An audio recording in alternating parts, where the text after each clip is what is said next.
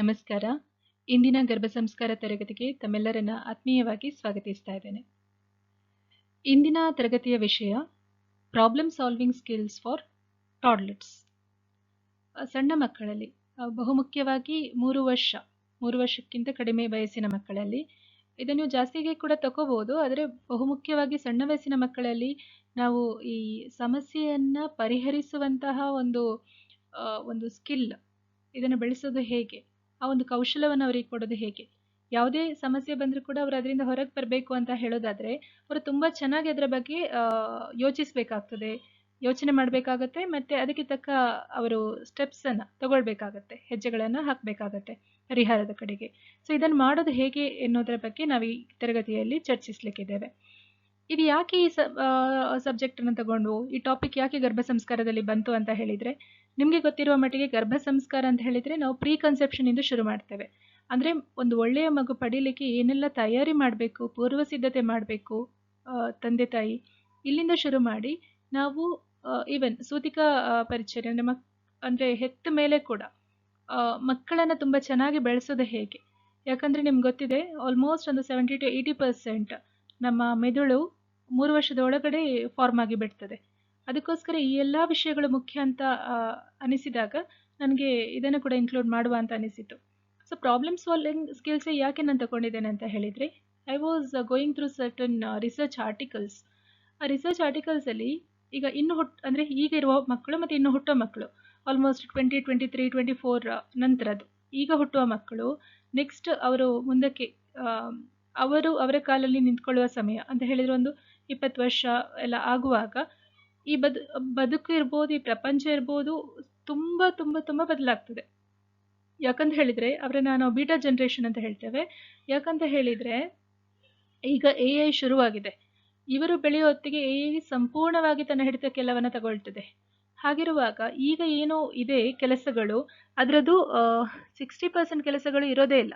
ಈಗ ನಾವೇನು ಮಾಡ್ತಾ ಇದ್ದೇವೆ ನೋಡಿ, ಎಷ್ಟೋ ಈಗ ಮೊಬೈಲ್ ಬಂದಮೇಲೆ ಎಷ್ಟೋ ವಿಷಯಗಳು ಮರೆಯಾಗಿದೆ ಬದುಕಿನಿಂದ. ಒಂದು ಮೊಬೈಲ್ ಫೋನ್ ಇದೆ. ಈಗ ಕ್ಯಾಲೆಂಡರ್ ಹೆಚ್ಚಿನ ಮನೆಗಳಲ್ಲಿ ಇರೋದೇ ಇಲ್ಲ. ಕ್ಯಾಲೆಂಡರ್ ಅಗತ್ಯ ಅಂತ ಅನಿಸೋದಿಲ್ಲ ಅವರಿಗೆ. ಕ್ಯಾಲ್ಕುಲೇಟರ್ ಅದು ಮೊಬೈಲಲ್ಲೇ ಆಗುತ್ತೆ. So something like that. ಹಾಗೆ ಹೋಗ್ತಾ ಹೋಗ್ತಾ ಹೋಗ್ತಾ ಎಷ್ಟೋ ವಿಷಯಗಳು ನಮ್ಮ ಬದುಕಿನಿಂದ ದೂರ ಆಗಿಬಿಡ್ತವೆ.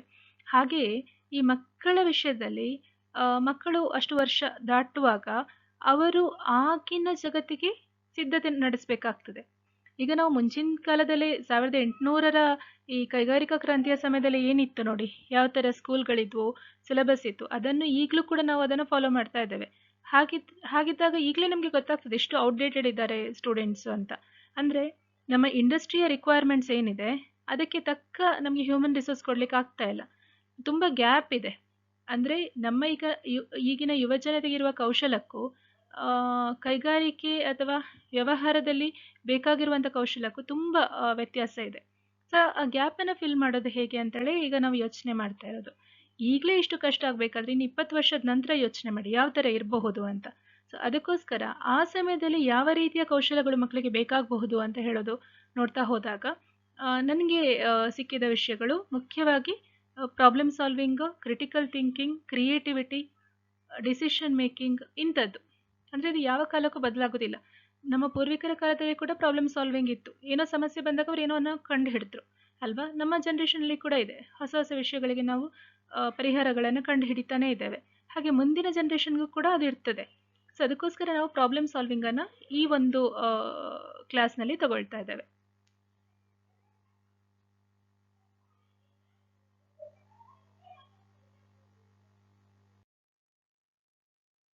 ಪ್ರಾಬ್ಲಮ್ ಸಾಲ್ವಿಂಗ್ ಈಗ ಒಂದೊಂದಾಗಿ ಗಮನಿಸ್ತಾ ಹೋಗೋಣ. Problem solving starts very early, even in babies and toddlers. ನಾವು ಅಂದ್ಕೊಳ್ಳೋದು ಪ್ರಾಬ್ಲಮ್ ಸಾಲ್ವ್ ಮಾಡಲಿಕ್ಕೆ ದೊಡ್ಡವರಿಗೆ ಅಷ್ಟೇ ಸಾಧ್ಯ ಅಂತ ಅಲ್ಲ. ಪುಟ್ಟ ಮಗು ಕೂಡ, ಸಣ್ಣ ಶಿಶು ಕೂಡ ಸಮಸ್ಯೆಯನ್ನು ಪರಿಹರಿಸುವಲ್ಲಿ ಯೋಚನೆ ಮಾಡ್ತಾನೆ ಇರ್ತದೆ. It gross through daily experiences, not formal teaching. ಈ ಸಮಸ್ಯೆ ಬಂದರೆ ಹೀಗೆ ಮಾಡಬೇಕು, ಹೀಗೆ ಬಂದರೆ ಹೀಗೆ ಮಾಡಬೇಕು, ಆ ಥರ ಹೇಳ್ಕೊಳ್ಳೋದು ಅಂತಲ್ಲ. ಪ್ರತಿದಿನದ ಅನುಭವದಲ್ಲೇ ಮಗು ಕಲಿತಾ ಹೋಗ್ತದೆ, ಹೀಗಿದ್ರೆ ನಾನೇನು ಮಾಡಬೇಕು ಅಂತ ಹೇಳಿ. Children should practice. ಅದಕ್ಕೋಸ್ಕರ ಮಕ್ಕಳು ಯಾವುದನ್ನೆಲ್ಲ ಫಾಲೋ ಮಾಡಬೇಕು. ಫೈಂಡಿಂಗ್ ಸೊಲ್ಯೂಷನ್ಸ್, ಏನಾದರೂ ಸಮಸ್ಯೆ ಬಂದಾಗ ಅದಕ್ಕೆ ಪರಿಹಾರವನ್ನು ಕಂಡುಹಿಡಿಯೋದು ಹೇಗೆ. Breaking big tasks into small steps, ದೊಡ್ಡ ದೊಡ್ಡ ಕೆಲಸಗಳನ್ನು ಸಣ್ಣ ಸಣ್ಣವಾಗಿ ಅಂದರೆ ವಿಭಜಿಸಿ ಒಂದೊಂದೇ ಕೆಲಸವನ್ನು ಮಾಡ್ತಾ ಮಾಡ್ತಾ ಹೋಗಿ ಸಂಪೂರ್ಣ ಮಾಡೋದು ಹೇಗೆ ಆ ಪೂರ್ತಿ ಕೆಲಸವನ್ನ ಅಂತ ತಿಳ್ಕೋಬೇಕು. ಲಾಜಿಕಲ್ ಥಿಂಕಿಂಗ್, ಲಾಜಿಕಲ್ ಆಗಿ ಅವ್ರು ಯೋಚನೆ ಮಾಡಬೇಕು. ಓಕೆ, ಇದು ಹೀಗಿದ್ರೆ ಹೇಗೆ, ನಾನೇನು ಮಾಡಬೇಕು, ಸೊ ಇದು ಮುಂದೆ ಹೇಗಾಗಬಹುದು, ಈ ಥರ ಅವರು ಯೋಚನೆ ಮಾಡಲಿಕ್ಕೆ ಸಾಧ್ಯ ಆಗಬೇಕು. This builds a strong foundation for future learning. ಈ ಥರ ಮಕ್ಕಳು ಮಾಡಿದಾಗ ಅವರಿಗೆ ಭವಿಷ್ಯದಲ್ಲಿ ಕಲೀಲಿಕ್ಕೆ ಒಂದು ಭದ್ರವಾದ ಬುನಾದಿಯನ್ನು ನಾವು ಮಾಡಿಕೊಟ್ಟ ಹಾಗೆ ಆಗ್ತದೆ. Simple ways to build problem solving skills. ಈಗ ಮಕ್ಕಳಲ್ಲಿ ಇದನ್ನು ಬೆಳೆಸೋದು ಹೇಗೆ ಅಂತ ಹೇಳೋದ್ರ ಬಗ್ಗೆ ನಾವು ಇವತ್ತು ಫೋಕಸ್ ಮಾಡಲಿಕ್ಕಿದ್ದೇವೆ. ಸಣ್ಣ ಸಣ್ಣ ವಿಷಯಗಳು ನಾವು ಮನೆಯಲ್ಲಿ ಇದರ ಬಗ್ಗೆ ಗಮನ ಹರಿಸಿದ್ರೆ ಖಂಡಿತವಾಗ್ಲೂ ಕೂಡ ಮಕ್ಕಳು ತುಂಬ ಚೆನ್ನಾಗಿ ಅವರಿಗೆ ಬರುವ ಯಾವುದೇ ರೀತಿಯ ಸವಾಲುಗಳನ್ನು ಕೂಡ ಧೈರ್ಯವಾಗಿ ಅವರು ಎದುರಿಸ್ತಾರೆ, ಅದರಿಂದ ಹೊರಗೆ ಬರ್ತಾರೆ. ಇಲ್ಲೊಂದು ಇಮೇಜ್ ಇದೆ ನೋಡಿ. Allow small struggles, they build resilience, confidence and problem solving skills that last a life time. ಇದೇನು ಹೇಳುತ್ತೆ ಅಂತ ಹೇಳಿದರೆ, ಮಕ್ಕಳಿಗೆ ನೋಡಿ ಏನು ಪಜಲ್ ಬಿಡಿಸ್ತಾ ಇದ್ದಾರೆ, ಅಯ್ಯೋ ನಿಂಗಾಗಲ್ವಾ ನಾನು ಮಾಡ್ಕೊಡ್ತೀನಿ. ಈಗ ಸ್ಕೂಲ್ಗಳಲ್ಲಿ ಶಾಲೆಗಳಲ್ಲಿ ಪ್ರಾಜೆಕ್ಟ್ಗಳನ್ನು ಕೊಡ್ತಾರೆ. ಯಾಕೆ ಕೊಡ್ತಾರೆ? ಮಕ್ಕಳು ಯೋಚನೆ ಮಾಡಲಿ, ತಲೆ ಓಡಿಸ್ಲಿ ಅಂತ. ಆದರೆ ಹೆಚ್ಚಿನ ಸಲ ಏನಾಗ್ತದೆ, ಆ ಪ್ರಾಜೆಕ್ಟ್ಗಳನ್ನೆಲ್ಲ ಮನೆಯಲ್ಲಿ ಅಪ್ಪ ಅಮ್ಮ ಮಾಡಿಕೊಡ್ತಾರೆ. ಸೊ ಮಕ್ಕಳಿಗೆ ಸ್ಟ್ರಗಲ್ ಮಾಡಲಿಕ್ಕೆ ಅಂದರೆ ಒಂಚೂರು ಅವರು ಕಷ್ಟಪಡಲಿಕ್ಕೂ ಬಿಡೋದಿಲ್ಲ. ಹಾಗಿದ್ದಾಗ ಮಕ್ಕಳಲ್ಲಿ ಪ್ರಾಬ್ಲಮ್ ಸಾಲ್ವಿಂಗ್ ಸ್ಕಿಲ್ಸು ಚೆನ್ನಾಗಿ ಬೆಳೆಯೋದಿಲ್ಲ.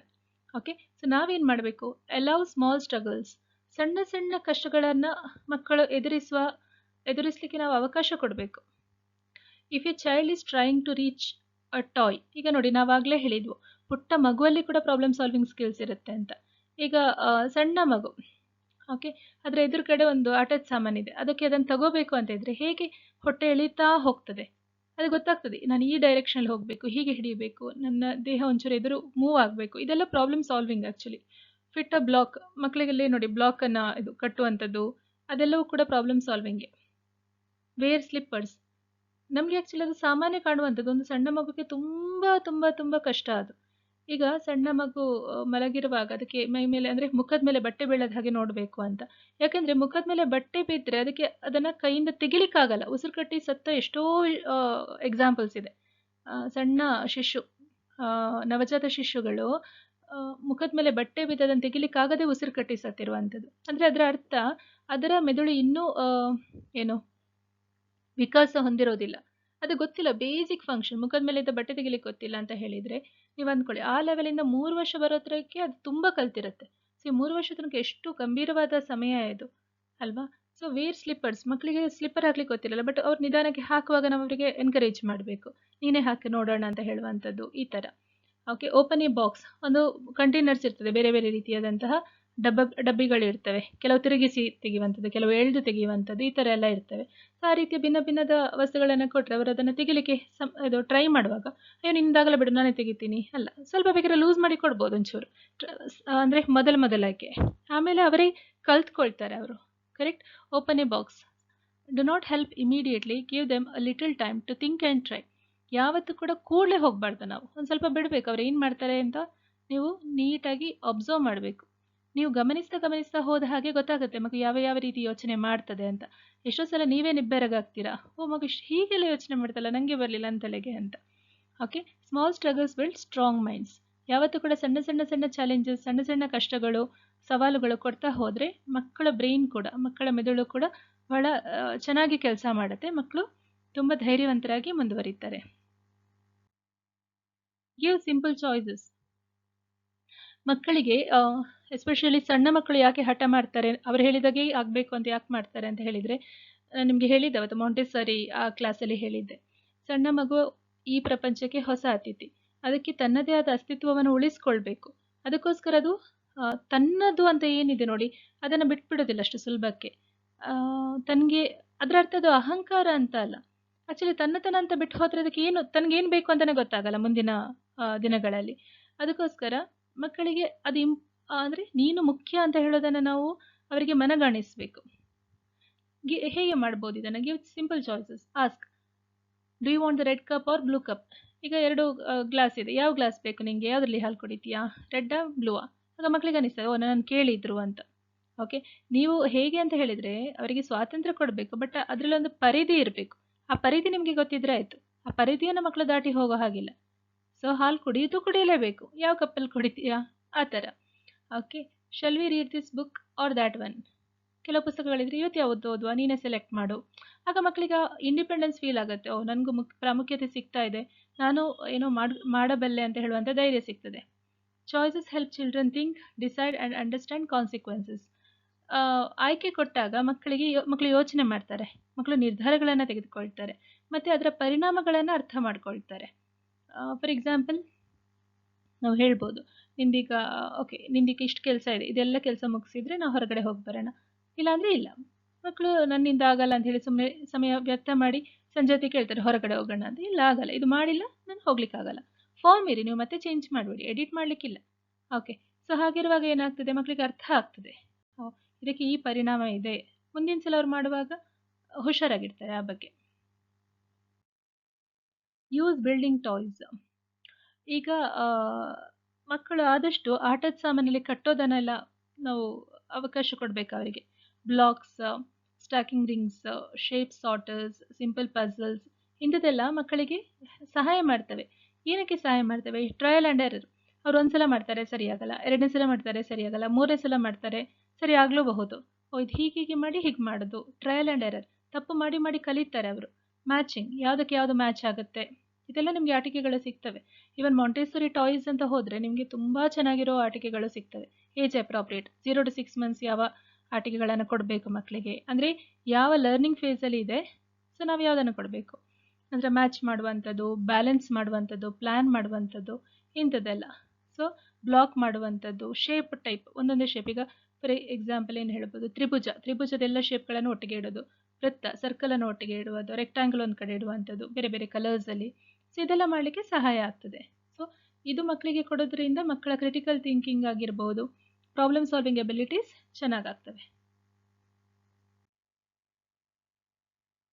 Encourage daily responsibility.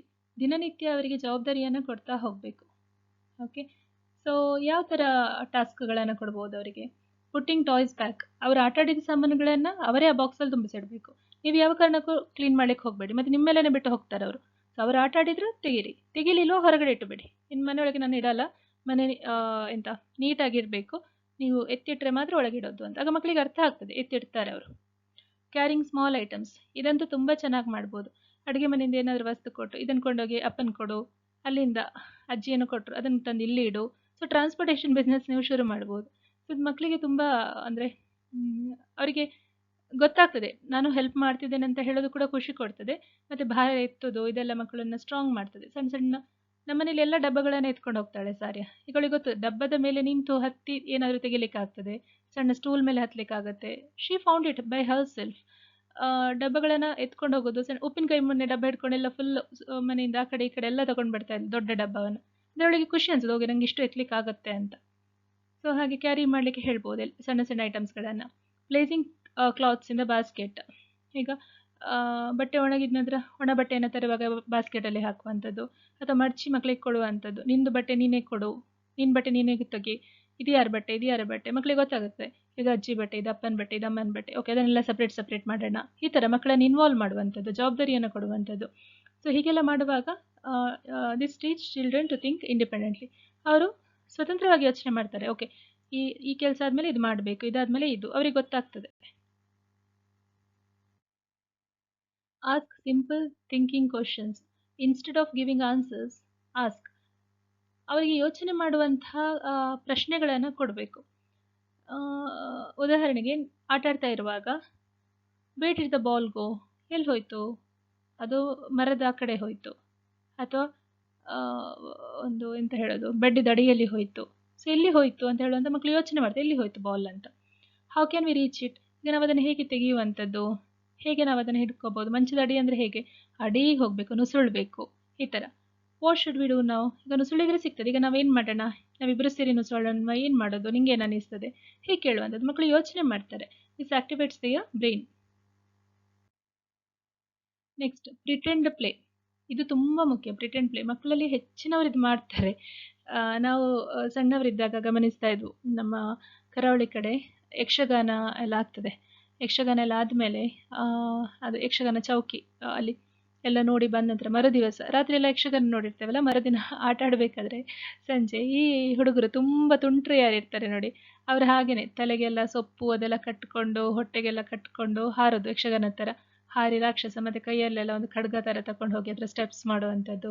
ಹಾಗೆ ಭೂತಕೋಲ ನೋಡಿ ಬಂದ ನಂತರ ಭೂತಕೋಲದ್ದು ಹಾಕುವಂಥದ್ದು ಅವರು, ಆ ಥರ ಎಲ್ಲ ಏನೋ ಹಾಗೆ ಅವರವರೇ ಮಾಡುವಂಥದ್ದು. ಅಂದರೆ ಮಕ್ಕಳಿಗೆ ಏನಾದರೂ ನೋಡಿ ಅದನ್ನು ತಾವು ಮಾಡಬೇಕು ಅಂತ ಹೇಳಿ ಅನಿಸ್ತದೆ, ತುಂಬ ಸ್ಟ್ರಾಂಗ್ ಆಗಿ ಅನಿಸ್ತದೆ. ಇದನ್ನು ನಾವು ಪ್ರಿಟೆಂಡ್ ಪ್ಲೇ ಅಂತ ಸಹ ನೋಡ್ತೇವೆ. ಅಂದರೆ ಕೆಲವು ಮಕ್ಕಳು ಆಟ ಆಡ್ತಾ ಇರ್ತಾರೆ, ಮಣ್ಣಲ್ಲೇ ಅಡುಗೆ ಮಾಡುವಂಥದ್ದು, ಅಡುಗೆ ಆಟ ಮಾಡುವಂಥದ್ದು, ಆಮೇಲೆ ಸ್ಕೂಲ್ ಆಟ, ಒಬ್ಬರು ಟೀಚರ್ ಒಬ್ಬರು ಸ್ಟೂಡೆಂಟ್ ಆ ಥರ ಮಾಡ್ತಾರೆ, ಅಥವಾ ಒಬ್ಬರು ಡಾಕ್ಟರ್ ಒಬ್ಬರು ಪೇಷಂಟ್, ಅಂದರೆ ಅವರು ಯಾರನ್ನು ನೋಡಿರ್ತಾರೆ ಅದನ್ನು ಮಾಡ್ತಾರೆ. ಈಗ ಬಸ್ ಅಂತ ಹೇಳಿದ್ರೆ ಡ್ರೈವರು ಕಂಡಕ್ಟರ್ ಒಬ್ಬ ಹೋಗೋದು ದುಡ್ಡು ಕೊಡೋದು ಈ ಥರ ಎಲ್ಲ. ಪ್ರಿಟೆಂಡ್ ಪ್ಲೇ ಅಂತ ಹೇಳಿದರೆ ಯಾವ ಅವರು ಮಾಹಿತಿಯನ್ನು ನೋಡಿರ್ತಾರೆ ಅದನ್ನು ಅವರು ಅಭಿನಯಿಸಲಿಕ್ಕೆ ಪ್ರಯತ್ನ ಮಾಡ್ತಾರೆ. ಅದನ್ನು ನಾವು ಸ್ಟಾಪ್ ಮಾಡಬಾರ್ದು, ಮಾಡಲಿ ಅಂತ ಬಿಟ್ಬಿಡಬೇಕು. Okay, kitchen play, doctor play, doll care and role play ಇದೆಲ್ಲ ಇಂಪ್ರೂವ್ ಏನನ್ನು ಮಾಡ್ತದೆ ಅಂತ ಹೇಳಿದ್ರೆ ಇಮ್ಯಾಜಿನೇಷನ್. ಮಕ್ಕಳು ಡಿಫ್ರೆಂಟ್ ರೀತಿಯಲ್ಲಿ ಅವರು ಯೋಚನೆ ಮಾಡ್ತಾರೆ. ಡಿಸಿಷನ್ ಮೇಕಿಂಗ್, ಓಕೆ ನಾನು ಡಾಕ್ಟರ್ ಆದಾಗ ಪೇಷಂಟ್ ಬಂದಿದ್ದಾರೆ, ನಾನು ಏನು ಮಾಡಬೇಕು ಆ ನಿರ್ಧಾರವನ್ನು ತಗೊಳ್ಳಿಕ್ಕೆ ಸಾಧ್ಯ ಆಗುತ್ತೆ. ಸೋಷಿಯಲ್ ಪ್ರಾಬ್ಲಮ್ ಸಾಲ್ವಿಂಗ್, ಈಗ ಫಾರ್ ಎಕ್ಸಾಂಪಲ್ ಏನು ಹೇಳುವಂಥದ್ದು, ಈಗ ಒಬ್ಬರು ಮರ ಕಡಿತಾ ಇದ್ದಾರೆ, ಒಂದು ಕಾಡನ್ನೆಲ್ಲ ಕಡಿತಿದ್ದಾರೆ ಅಂತ ಹೇಳಿದರೆ ನೀವು ಪರಿಸರವಾದಿ ಬಂದು ಅದನ್ನು ಸ್ಟಾಪ್ ಮಾಡಬೇಕು. ಹಾಗಿರುವಾಗ ಮಕ್ಕಳಲ್ಲಿ ಆ ಸಾಮಾಜಿಕ ಪ್ರಜ್ಞೆ ಕೂಡ ಮೂಡ್ತದೆ. ಸೊ ಪ್ರಿಟೆಂಡ್ ಪ್ಲೇಯಿಂದ ಕೂಡ ಮಕ್ಕಳ ಪ್ರಾಬ್ಲಮ್ ಸಾಲ್ವಿಂಗ್ ಸ್ಕಿಲ್ಸ್ ಇಂಪ್ರೂವ್ ಆಗ್ತದೆ. Next, read story books with questions. ಈಗ ಕಥಾ ಪುಸ್ತಕಗಳಿರ್ತವೆ, ಕಥೆ ಪುಸ್ತಕಗಳನ್ನ ಪ್ರಶ್ನೆಗಳೊಂದಿಗೆ ಓದ್ಬೋದು. ಈಗ ಒಂದು ಕತೆ ಹೇಳಿ ಆಯಿತು ಅಂತ ಅಂದ್ಕೊಳ್ಳಿ. ಈಗ ಯಾವ ಕತೆ, ಕಾಗೆ ಬಂದು ಕಾಗೆಗೆ ಬಾಯಾರಿಕೆ ಆದದ್ದು, ನೀರು ಕೊಡ್ದದ್ದು ಕತೆ ನೀವು ಚಂದಕ್ಕೆ ಹೇಳ್ತೀರಾ. ನೋಡಿ, ಕತೆ ಹೇಳೋದರಲ್ಲಿ ಕೂಡ ಒಂಥರ ವೈವಿಧ್ಯ ಇದೆ. ಕೆಲವರು ತುಂಬ ಶುಷ್ಕವಾಗಿ ಹೇಳ್ತಾರೆ, ಡ್ರೈ ಇರ್ತದೆ ಅದು ಕತೆ. ಒಂದು ಕಾಗೆ ಬಂತು, ಬಾಯಾರಿಕೆ ಆಯಿತು, ಹುಡುಕ್ತು, ಅಲ್ಲೊಂದು ನೀರಿತ್ತು, ಕಲ್ಲೆಲ್ಲ ಹಾಕ್ತು, ನೀರು ಮೇಲೆ ಬಂತು, ಕುಡಿತು, ಹೋಯ್ತು, ತುಂಬ ಡ್ರೈ. ಕೆಲವರು ಇಮ್ಯಾಜಿನೇಷನ್ಸ್ ಎಲ್ಲ ಸೇರಿಸಿ ಹೇಳ್ತಾರೆ. ಒಂದು ಕಪ್ಪು ಬಣ್ಣದ ಕಾಗೆ ಬಂತಂತೆ, ಅದಕ್ಕೆ ತುಂಬ ಬಾಯಾರಿಕೆ ಆಗಿತ್ತಂತೆ, ಫುಲ್ ಗಂಟ್ಲೆಲ್ಲ ಒಣಗಿತ್ತಂತೆ, ಅದಕ್ಕೆ ಅಪ್ಪ ಉಸಿರೇ ತಗೊಳ್ಳಿಕ್ಕಾಗ್ತಿರ್ಲಿಲ್ಲ ಅಂತೆ. ಕೊನೆಗೆ ಬಂದು ಒಂದು ಮರದ ಹತ್ರ ಕೂತ್ಕೊಳ್ತಂತೆ. ಅಯ್ಯೋ ನೀರು ಬೇಕಿತ್ತಲ್ಲ ಅಂತ ಸುತ್ತ ನೋಡ್ತಂತೆ, ಯಾರಿರಲಿಲ್ಲ ಅಂತೆ ನೀರು ಕೊಡಲಿಕ್ಕೆ. ಪಾಪ ಅಲ್ಲ ಕಾಗೆ ಅಂತ ಹೇಳುವಾಗ ಮಕ್ಕಳು ಹೇಳ್ತಾರೆ, ಹೌದಲ್ಲ ಪಾಪ, they could feel the emotions. ಆಮೇಲೆ ಅಲ್ಲೊಂದು ಹೂಜಿ ಇತ್ತಂತೆ, ದೊಡ್ಡ ಹೂಜಿ ಅಂತೆ, ಅದ್ರಲ್ಲಿ ನೀರಿರ್ಬೋದಾ ಅಂತ ಕಾಗೆ ಯೋಚನೆ ಮಾಡ್ತಂತೆ. ಮೆಲ್ಲ ಹಾರ್ತಾ ಟ್ರೈ ಮಾಡಿ ನೋಡ್ತಂತೆ ಇಣುಕಿ, ಅದರಲ್ಲಿ ಅರ್ಧದಷ್ಟೇ ನೀರಿತ್ತಂತೆ. ಈಗ ಕಾಗೆಗೆ ತಲೆ ಹಾಕ್ಲಿಕ್ಕಾಗತ್ತಾ? ಅರ್ಧದಲ್ಲಿ ನೀರಿರುವಾಗ ತಲೆ ಹಾಕಿ ಕುಡಿಲಿಕ್ಕಾಗತ್ತಾ? ಕೆಲ ಮಕ್ಕಳು ಹೇಳ್ತಾರೆ, ನೋ ಆಗೋದಿಲ್ಲ. ಈಗ ಏನು ಮಾಡಬೇಕು? ನೀರು ಮೇಲೆ ಬಂದರೆ ಕುಡಿಲಿಕ್ಕಾಗತ್ತೆ. ಈಗ ಕಾಗೆ ಯೋಚನೆ ಮಾಡ್ತಂತೆ, ಯೋಚನೆ ಮಾಡ್ತಾ ನಾನು ಏನು ಮಾಡೋದು ಅಂತ ಯೋಚನೆ ಮಾಡ್ತಂತೆ. ಆಗ ಕಾಗೆಗೊಂದು ಐಡಿಯಾ ಬಂತಂತೆ. ನೋಡಿ, ಕಾಗೆ ಥರ ನಾವು ಸಹ ಐಡಿಯಾ ಮಾಡಬೇಕು. ಕಾಗೆಗೆ ದೊಡ್ಡ ಐಡಿಯಾ ಬಂತಂತೆ. ಅದಂದ್ಕೊಳ್ತಂತೆ, ನೀರಿಗೆ ಏನಾದರೂ ಹಾಕಿದರೆ, ಆ ವಸ್ತುಗಳನ್ನು ಹಾಕಿದರೆ ಗಟ್ಟಿ ಇರುವಂಥದ್ದು ನೀರು ಮೇಲೆ ಬರ್ತದೆ ಅಂತ ಹೇಳಿ ಅಲ್ಲೆಲ್ಲ ಕಲ್ಲು ಹುಡುಕ್ತಂತೆ. 1 ಕಲ್ಲು ತಂದಂತೆ, 2 ಕಲ್ಲು ತಂದಂತೆ, 3 ಕಲ್ಲು ತಂದಂತೆ, 4 ಕಲ್ಲು ತಂದಂತೆ. ಇವಾಗ ಹೇಳ್ತಾ ಹೋದಾಗ ನಂಬರ್ಸ್ ಕೂಡ ಕೌಂಟ್ ಮಾಡ್ತಾರೆ ಅವರು. ಆಗ ನೀರು ಸ್ವಲ್ಪ ಮೇಲೆ ಬಂತಂತೆ. ಕಾಗೆ ಖುಷಿ ಆಗ್ತಾ ಉಂಟಂತೆ, ಇನ್ನೂ ಸ್ವಲ್ಪ ಬರಲಿ ಅಂತ. ಇನ್ನೂ ಸ್ವಲ್ಪ ಬರಬೇಕಲ್ಲ ಅಂತ ಕೇಳೋಕೆ, ಹೌದು ಬರಬೇಕು ಅಂತ ಹೇಳ್ತಾರೆ ಮಕ್ಕಳು. ಅಂದರೆ ಅದು ಅವರ ಆ ಪ್ರೋಸೆಸ್ಸಲ್ಲಿ ಕಾಗೆ ಜೊತೆನೇ ಇರ್ತಾರೆ. ಆ್ಯಕ್ಚುಲಿ ಅವರೇ ಕಾಗೆಗಳಾಗ್ತಾರೆ ಕೆಲವು ಸಲ. ಹಾಗೆ ಮೇಲೆ ಬರ್ತದೆ ನೀರು ಬಂದ ಮೇಲೆ ನೆಕ್ಸ್ಟ್ ಓಕೆ ಅಕ್ಕ ಕುಡಿತಂತೆ. ಹೇಗೆ ಕುಡಿತು ಅಂದರೆ ಕೊಕ್ಕು ಹಾಕಿ ಸುರ್ ಅಂತ ಎಳ್ದು ಕುಡಿತಂತೆ. ಹಬ್ಬ, ಅದರ ಗಂಟ್ಲೆಲ್ಲ ತಂಪಾಯ್ತಂತೆ, ಹೊಟ್ಟೆಲ್ಲ ತಂಪಾಯ್ತಂತೆ. ಎಷ್ಟು ಬಾಯಾರಿಕಾಗಿತ್ತಂದರೆ ಪಾಪ ಅದಕ್ಕೆ ಫುಲ್ ಬೆವರಿತ್ತಂತೆ, ಮೈಯೆಲ್ಲ ತಂಪಾಯ್ತಂತೆ. 1 ನಿಮಿಷ ಕೂತ್ಕೊಂಡು ಉಸಿರು ತಗೊಳ್ತಂತೆ. ಹಬ್ಬ, ಅದೊಂಚೂರು ರೆಸ್ಟ್ ಆಯ್ತಂತೆ. ಆಮೇಲೆ ಅದು ಹೂಜಿಗೆ ಥ್ಯಾಂಕ್ಸ್ ಹೇಳಿತ್ತಂತೆ. ಯಾರು ನೀರಿಟ್ಟಿದ್ದಾರೆ ಅವರಿಗೂ ಮನಸ್ಸಲ್ಲಿ ಥ್ಯಾಂಕ್ಸ್ ಹೇಳಿ ಅದು ಪಟ ಅಂತ ರೆಕ್ಕೆ ಬಡ್ತು ಹೋಯ್ತಂತೆ ಅಂತ. ಹೀಗೆ ಹೇಳುವಾಗ ಏನಾಗ್ತದೆ, ಮಕ್ಕಳು ಪ್ರತಿಯೊಂದರಲ್ಲಿ ಕೂಡ ಇನ್ವಾಲ್ವ್ ಆಗ್ತಾರೆ. ಕರೆಕ್ಟ್ ಅಲ್ಲ? ಸೊ ಆಮೇಲೆ ಕೇಳ್ಬೋದು ನೀವು, ನಿಂಗೇನು ಅನ್ನಿಸ್ತದೆ ಕಾಗೆಗೆ ಬಾಯಾರಿಕೆ ಆದಾಗ ಅದು ಏನು ಮಾಡಬೇಕಿತ್ತು ಅಂತ. ಅಂದರೆ ಅದು ಬಂದದು ಅಲ್ಲೇ ಕಲ್ಲು ಹಾಕಿದ್ದು ಸರಿಯಾ ಅಲ್ಲ, ಅಯ್ಯೋ ಅರ್ಧ ಕೊಡವೇ ಇದೆಯಲ್ಲ ಅಂಥೇಳಿ ವಾಪಸ್ ಹೋಗಬೇಕಿತ್ತಾ ಅಂತ. ಇಲ್ಲ, ಅದು ಐಡಿಯಾ ಮಾಡಿದ್ದು ಕರೆಕ್ಟ್ ಅಂತ ಹೇಳ್ತಾರೆ ಮಕ್ಕಳು ಆಗ. ಈಗ ಕಾಗೆಗಳಿಗೆ ಹಾಗಾದರೆ, ಪಕ್ಷಿಗಳಿಗೆ ನಾವು ನೀರಿಡಬೇಕಲ್ಲ ಬೇಸಿಗೆಯಲ್ಲಿ, ಪಕ್ಷಿಗಳಿಗೆಲ್ಲ ಬಾಯಾರಿಕೆ ಆಗ್ತದೆ, ಎಲ್ಲ ನೀರಿಲ್ಲ. ಈಗ ನೋಡು, ಎಲ್ಲ ಟ್ಯಾಪಲ್ಲಿದೆ ನೀರು.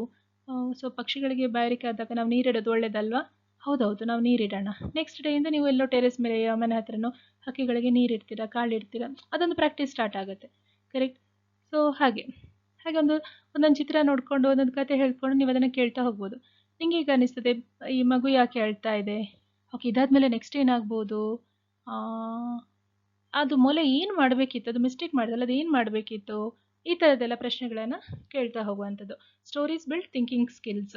ಕತೆಗಳನ್ನು ಕೇಳ್ತಾ ಕೇಳ್ತಾ ಹೋದಾಗೆ ಅವರು ಯೋಚನೆ ಮಾಡುವ ಸಾಮರ್ಥ್ಯ ಚೆನ್ನಾಗಾಗುತ್ತೆ. So stories today memories tomorrow. ನಿಮ್ಗೆ ಗೊತ್ತಿರುವ ಹಾಗೆ ಇವತ್ತು ಏನು ಕತೆಗಳನ್ನು ನಾವು ಹೇಳ್ತೇವೆ ಕೇಳ್ತೇವೆ, ನಾಳೆ ದಿನ ಅವು ನೆನಪುಗಳಾಗ್ತವೆ. ನಿಮಗೂ ಕೂಡ ನಿಮ್ಮ ಬಾಲ್ಯದಲ್ಲೇ ಕೇಳಿದ ಕತೆಗಳು ನೆನಪಿರ್ಬೋದು. ನನಗೂ ಅಷ್ಟೇ, ನನ್ನ ಅಜ್ಜಿ ಹೇಳಿದ ಕತೆಗಳು ಈಗಲೂ ನೆನಪಿದ್ದಾವೆ ನನಗೆ, ವಿತ್ ಎಕ್ಸ್ಪ್ರೆಷನ್ ಹೇಳಿದಂಥದ್ದು ಎಲ್ಲ. Okay, reading together builds love, learning and life time bond. ಇದು ಮನೇಲೊಂದು ಪ್ರಾಕ್ಟೀಸ್ ಮಾಡಿ. ಅಟ್ಲೀಸ್ಟ್ ನೀವು ನಿಮ್ಮ ಮಕ್ಕಳು ಒಂದು ಸ್ವಲ್ಪ ದಿನಕ್ಕೊಂದು 5 ನಿಮಿಷ ಆದರೂ ಒಂದೆರಡು ಪೇಜ್ ಆದರೂ ಓದುವ ಹಾಗೆ. ಮಕ್ಕಳೆದ್ರು ನೀವು ಓದಬೇಕು, ಆಗ ಮಕ್ಕಳಿಗೆ ಕೂಡ ಅನಿಸ್ತದೆ ಓದೋದು ಮುಖ್ಯ ಅಂತ. ಅವರು ಕೂಡ ಓದೋದನ್ನು ಜಾರಿಯಲ್ಲಿಡ್ತಾರೆ ತಮ್ಮ ಜೀವನದಲ್ಲಿ. Next, let natural consequences teach. ಈಗ ಏನು ಸಂಭವಿಸ್ತದೆ ಘಟನೆಗಳು, ಅದರಿಂದಲೇ ಮಕ್ಕಳು ಕಲಿಯೋ ಥರ ಆಗಬೇಕು. If they spill water while rushing, let them notice and help clean. ಈಗ ಅವ್ರು ಓಡ್ತಾ ಬರ್ತಾರೆ, ನೀರು ತಗೊಂಡು ನೀರು ಕೆಳಗೆ ಬೀಳ್ತದೆ, ಅದು ಹೇಳಬೇಕು, ಟವೆಲ್ ತಂದು ಇದು ನೀಟಾಗಿ ಒರೆಸ್ಬಿಡು ನೀನು, ಇಲ್ಲಾಂದರೆ ಬೇರೆ ಯಾರಾದರೂ ಬಂದರೆ ಜಾರಿ ಬೀಳ್ತಾರೆ, ನೀನೀಗ ಚೆಲ್ಲಿದ ನೀನಲ್ವಾ, ನೀನು ಒರೆಸಿಡಬೇಕು ಆಯಿತಾ ಅಂತ ಹೇಳುವಾಗ ಒರೆಸ್ಬೇಕಾಗ್ತದೆ ಅವರು, ಬೇರೆ ಆಪ್ಷನ್ ಇರೋದಿಲ್ಲ. Correct. Real life learning is powerful. ಎಲ್ಲೇ ಹೋಗಲಿ, ಏನೇ ಆಗಲಿ, ಒಳ್ಳೇದಾದರೆ ಖುಷಿನೇ, ಏನಾದರೂ ಪ್ರಾಬ್ಲಮ್ ಆದರೆ ಅದರಿಂದ ಕಲೀಲಿಕ್ಕೆ ಇರ್ತದೆ. ಪ್ರತಿ ಕ್ಷಣ ಕೂಡ ನೀವು ಕಲಿಯುವಿಕೆಯ ಅವಧಿಯನ್ನಾಗಿ ಬದಲಾಯಿಸ್ಬೋದು. ಈಗ ಬಸ್ಸಲ್ಲಿ ಹೋಗ್ತಾ ಇರ್ತೀರಾ, ಬಸ್ಸಲ್ಲಿ ಯಾರೋ ಜಗಳ ಮಾಡ್ತಾ ಇರ್ತಾರೆ, ಒಂಥರ ನಿಮ್ಮ ಮಗು ನೋಡ್ತಾ ಇರ್ತದೆ, ನೀವು ಮತ್ತೆ ನಿಧಾನಕ್ಕೆ ಮಗು ಹತ್ರ ಕೇಳ್ಬೋದು, ನಿಂಗೇನು ಅನ್ನಿಸ್ತದೆ ಹಾಗೆ ಜೋರಾಗಿ ಮಾತಾಡಿ ಇನ್ನೊಬ್ಬರಿಗೆ ಜೋರಾಗಿ ಬೈಯೋದು ಸರಿಯಾ ಅದು ಅಂತ. ಮಕ್ಕಳು ಖಂಡಿತ ಹೇಳ್ತಾರೆ ಇಲ್ಲ ತಪ್ಪು ಅಂತ. ಸೊ ನಾವು ಹೇಗಿರಬಾರ್ದು, ನಾವು ಆ ಥರ ಇರೋದು ಬೇಡ. ನಾವು ಯಾವತ್ತೂ ಕೂಡ ಇನ್ನೊಬ್ಬರ ಹತ್ರ ಸಾಫ್ಟಾಗಿ ಚಂದಕ್ಕೆ ಮಾತಾಡುವ ಅಲ್ವಾ. ಆಗ ಆ ಥರ ಡಿಸ್ಕಷನ್ ಬರುವಾಗ ಮಕ್ಕಳಿಗೆ ರಿಯಲ್ ಲೈಫಿಂದ ಕಲೀಲಿಕ್ಕೆ ಸಿಗ್ತಾ ಹೋಗ್ತದೆ, ಮತ್ತು ಅದು ಯಾವತ್ತೂ ಅವರಿಗೆ ನೆನಪಲ್ಲಿ ಇರ್ತದೆ. Reduce over protection. ಮಕ್ಕಳಿಗೆ ಯಾವತ್ತು ತುಂಬ ತುಂಬ ತುಂಬ ಪ್ರೊಟೆಕ್ಟ್ ಮಾಡೋದನ್ನು ನಿಲ್ಲಿಸಬೇಕು. ಅದೇ ನಾವು ಲಾಸ್ಟ್ ಕ್ಲಾಸಲ್ಲಿ ನೋಡಿದ್ವಲ್ಲ, ಓವರ್ ಪ್ರೊಟೆಕ್ಷನ್ ಅಂತ ಹೇಳಿದ್ರೆ ಅಂಬ್ರೆಲ್ಲ ಹಿಡಿಯುವಂಥದ್ದು. ಒಂಚೂರು ಇದು ಮಳೆ ಸುರಿಯೋ ಹಾಗಿಲ್ಲ, ಕಷ್ಟಗಳ ಮಳೆ ಸುರಿಯೋ ಹಾಗೇ ಇಲ್ಲ. ಹಾಗಿರುವಾಗ ಮಕ್ಕಳು ಸ್ಟ್ರಾಂಗ್ ಆಗೋದೇ ಇಲ್ಲ. Doing everything for the child weakens the confidence. ಮಗುವಿಗೋಸ್ಕರ ಎಲ್ಲವನ್ನ ಮಾಡಿಟ್ರೆ ಮಗುವಿನ ಧೈರ್ಯವನ್ನೇ ಅದು ಕಳ್ಕೊಳ್ತದೆ, ತನ್ನಲ್ಲಿರುವ ಧೈರ್ಯವನ್ನು ಕಳ್ಕೊಳ್ತದೆ, ನಂಬಿಕೆಯನ್ನು, ತನ್ನ ಮೇಲೆ ಇರುವಂಥ ನಂಬಿಕೆಯನ್ನು ಕಳ್ಕೊಳ್ತದೆ. ಯಾರಾದರೂ ಒಬ್ಬರು ಸಹಾಯಕ ಇದ್ರೆ ಮಾತ್ರ ನನಗೆ ಮುಂದೆ ಹೋಗ್ಬೋದು ಅಂತ ಹೇಳೋದನ್ನು ಅದು ಅಂಥ ಭಾವನೆಯನ್ನು ಅದು ತುಂಬ ಸ್ಟ್ರಾಂಗ್ ಆಗಿ ಮಾಡ್ಕೊಳ್ಳುತ್ತೆ. Guide them but don't replace their effort. Guide ಮಾಡ್ಬೋದು, ಓಕೆ ಹೀಗಿದ್ರೆ ಹೀಗೆ ನೋಡು, ಈ ಥರ ನೋಡು, ಈ ಆಂಗಲಲ್ಲಿ ನೋಡ್ಬೋದು, ಹೀಗೆ ಟ್ರೈ ಮಾಡ್ಬೋದು ಅಂತ ಹೇಳ್ಬೋದು. ಆದರೆ ನೀವು ಅವರ ಪ್ರಯತ್ನವನ್ನು ರೀಪ್ಲೇಸ್ ಮಾಡಬೇಡಿ. ಅಂದರೆ ಅವರೇನು ಡ್ರಾಯಿಂಗ್ ಮಾಡಬೇಕಾ ನೀವು ಮಾಡಿಕೊಡ್ಬೇಡಿ. ನೀವು ಬೇಕಾದ್ರೆ ಇನ್ನೊಂದು ಚಿತ್ರ ಇಟ್ಕೊಂಡು ಕೂತ್ಕೊಂಡು ಮಾಡಿ, ನಾನು ಹೀಗೆ ಮಾಡಿದೆ, ನೀನು ಯೋಚನೆ ಮಾಡ್ಬೋದು, ಬಟ್ ಯಾವ ಕಾರಣಕ್ಕೆ ಅವರ ಕೆಲಸನೇ ನೀವು ಮಾಡಿಕೊಡ್ಬೇಡಿ. ಸೊ ಓವರ್ ಪ್ರೊಟೆಕ್ಷನ್ ಕಡಿಮೆ ಆದಷ್ಟು ಮಕ್ಕಳು ಕಾನ್ಫಿಡೆಂಟ್ ಆಗ್ತಾರೆ, ಅವರ ಪ್ರಾಬ್ಲಮ್ ಸಾಲ್ವಿಂಗ್ ಎಬಿಲಿಟೀಸ್ ಚೆನ್ನಾಗಾಗುತ್ತೆ. Nurturing problem solving skills among children. ಹೇಗೆ ಇದನ್ನು ನರ್ಚರ್ ಮಾಡುವಂಥದ್ದು, ಬೆಳೆಸುವಂಥದ್ದು, ನಾವೀಗ ಡಿಸ್ಕಸ್ ಮಾಡಿದ್ದೇವೆ. ಒಂದು ಗ್ಲಾನ್ಸಲ್ಲಿ ನೋಡೋದಾದರೆ ಎಲ್ಲವನ್ನ ಕೂಡ, ಈಗ 0 to 3 years ಅಂತಲ್ಲ, ಜನರಲ್ ಆಗಿ ನೋಡೋದಾದ್ರೂ ಕೂಡ give age appropriate responsibilities at home. ಸಣ್ಣ ಮಕ್ಕಳಿಗೆ ಸಣ್ಣ ಜವಾಬ್ದಾರಿ, ಸ್ವಲ್ಪ ದೊಡ್ಡ ಮಕ್ಕಳಿಗೆ ಸ್ವಲ್ಪ ದೊಡ್ಡ ಜವಾಬ್ದಾರಿ. ಹಾಗೆ ಯೂಶ್ವಲಿ ಒಂದು 5th 6th ಅಂತ ಬರುವಾಗ ಟಾಯ್ಲೆಟ್ ಬಾತ್ರೂಮ್ ಎಲ್ಲ ಅವರಿಗೆ ತೊಳೆಸಲಿಕ್ಕೆ ಅಭ್ಯಾಸ ಮಾಡಿಸಬೇಕು. ಓಕೆ, ಅದು ಯಾವುದು ಕೂಡ ಅಂದರೆ ಅಸಹ್ಯದ ಕೆಲಸ ಅಲ್ಲ, ನಾವು ಮಾಡಬೇಕಾದದ್ದು. ಮನೆಯಲ್ಲಿ ಶುಚಿತ್ವ ಇರಬೇಕಾದ್ರೆ ನಾವೆಲ್ಲ ಮಾಡಬೇಕು. ಈ ಥರ ಹೆಲ್ಪ್ ಮಾಡುವಂತ ಅದೊಂದು ಶಬ್ದ ಬಳಸಬೇಡಿ ಮನೇಲಿ. ಅಮ್ಮನಿಗೆ ಹೆಲ್ಪ್ ಮಾಡ್ತೇನೆ, ಹೆಲ್ಪ್ ಮಾಡೋದಲ್ಲದು ಅಮ್ಮನ ಕೆಲಸ ಅಲ್ಲ ಮನೆ ಕ್ಲೀನ್ ಮಾಡೋದು, ಮನೆ ನೋಡ್ಕೊಳ್ಳೋದು. ಮನೆ ಕ್ಲೀನ್ ಮಾಡೋದು, ಮನೆ ನೋಡ್ಕೊಳ್ಳೋದು, ಇಡೀ ಮನೆಯಲ್ಲಿ ಯಾರೆಲ್ಲ ಇದ್ದಾರೆ ಅವರೆಲ್ಲರ ಕೆಲಸ ಕೂಡ. ಅಮ್ಮ ಕೆಲಸನ ಜಾಸ್ತಿ ಮಾಡ್ತಾ ಇದ್ದಾರೆ. ಸೊ ಎಲ್ಲರೂ ಕೆಲಸ ಮಾಡಬೇಕು, ಎಷ್ಟು ಶೇರ್ ಆಗುತ್ತೆ ಅಷ್ಟು ಶೇರ್ ಕೊಡಬೇಕು ಅವರು.